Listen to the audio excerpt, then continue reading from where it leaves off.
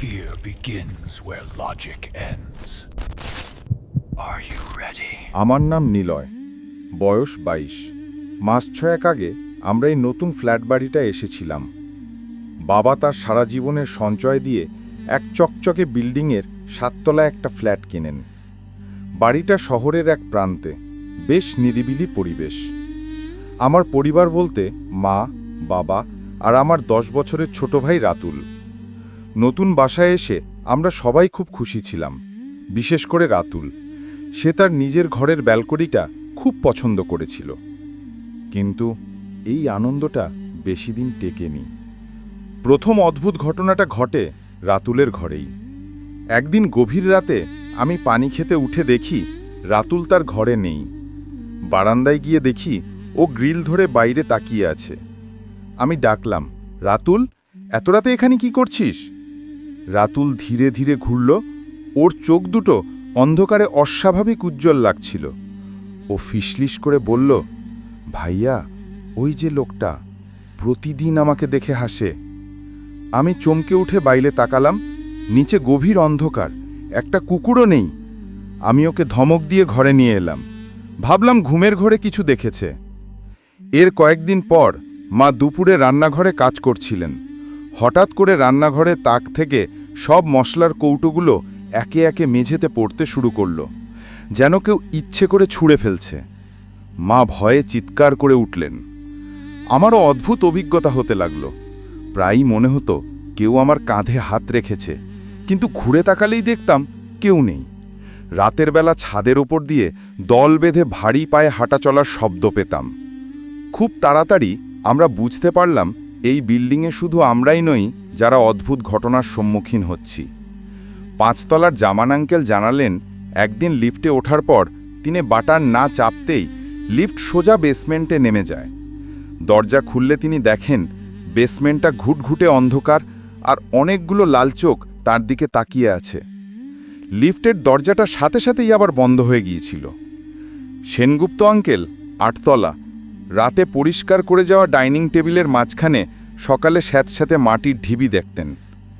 এক রাতে উঠে দেখেন টেবিলের চারপাশের চেয়ারগুলো উল্টো হয়ে পড়ে আছে। ডক্টর ফারহান আঙ্কেল 6 তলা, তার ড্রয়িং রুমে বই পড়ার সময় প্রায়ই অনুভব করতেন কেউ তার পেছনে নিঃশ্বাস ফেলছে। একবার ল্যাপটপ নিভে গেলে তিনি স্ক্রিনে দেখেন তার পিছনে কেউ দাঁড়িয়ে আছে। মাথা ঘোরাতেই দেখেন কেউ নেই। এই রকম প্রতি ফ্ল্যাটেই কিছু না কিছু হয়েই চলেছে। আশেপাশের লোকজনের কাছে জিজ্ঞাসা করে জানতে পারলাম এই জায়গায় এক পরিত্যক্ত বিল্ডিং, আর বিল্ডিংয়ের গা ঘেঁষে ছিল এক বিশাল বটগাছ। সবাই বলতো ওটা জিনের আস্তানা। রাতের বেলা নাকি সেই ভাঙা বাড়ি থেকে আলো জ্বলতে দেখা যেত, অদ্ভুত সব শব্দ আসত। ডেভেলপার কোম্পানি যখন জায়গাটা কেনে তখন স্থানীয়রা অনেকেই বারণ করেছিল, কিন্তু তারা শোনেনি। বুলডোজার দিয়ে সেই প্রাচীন আস্তানা গুড়িয়ে দিয়ে তারা এই নতুন বিল্ডিং তৈরি করেছে। কনস্ট্রাকশনের কাজ চলার সময় অনেক দুর্ঘটনাও হয়েছিল। যেমন রাতের বেলা ওয়ার্কারদের ভয় দেখাতো, চড়থাপ্পড় দিত, উপর থেকে ধাক্কা দিয়ে ফেলে দিত। এরকম আরও অনেকের ঘটনা। তাদের কথা শোনার পর আমার সব অদ্ভুত ঘটনার জট খুলতে শুরু করলো। আমরা কোনো নতুন বাড়িতে বাস করছি না, আমরা আসলে এমন একদল পুরনো বাসিন্দার ঘরে জোর করে ঢুকে পড়েছি যারা তাদের জায়গা ছাড়তে একদমই রাজি নয়। গতরাতে যা ঘটেছে তারপর থেকে আমি এই লেখাটা লিখতে বসেছি। রাত তখন প্রায় 3টে। পুরো বিল্ডিং কাঁপিয়ে একটা প্রচণ্ড চিৎকারের শব্দে আমাদের ঘুম ভেঙে যায়। শব্দটা আসছিল রাতুলের ঘর থেকে। আমরা দৌড়ে গিয়ে দেখি রাতুল কান বিছানায় বসে কাঁপছে আর ঘরের কোণায় আঙুল তুলে চিৎকার করছে। ওর ঘরের দেয়ালটায় যেখানে কোনো জানালা নেই সেখানে একটা লম্বা কালো ছায়া দাঁড়িয়েছিল। ওটার কোনো নির্দিষ্ট আকার নেই, শুধু অন্ধকারের একটা পিণ্ড। ওটা ধীরে ধীরে আমাদের দিকে ঘুরল। আমি আমার জীবনে এত ভয় কখনো পাইনি। ওটার চোখ ছিল না, কিন্তু আমি স্পষ্ট অনুভব করতে পারছিলাম যে ওটা আমাদের দেখছে আর হাসছে। বাবা আয়াতুল কুরসি পড়া শুরু করতেই ছায়াটা আস্তে আস্তে দেয়ালে মিলিয়ে গেল।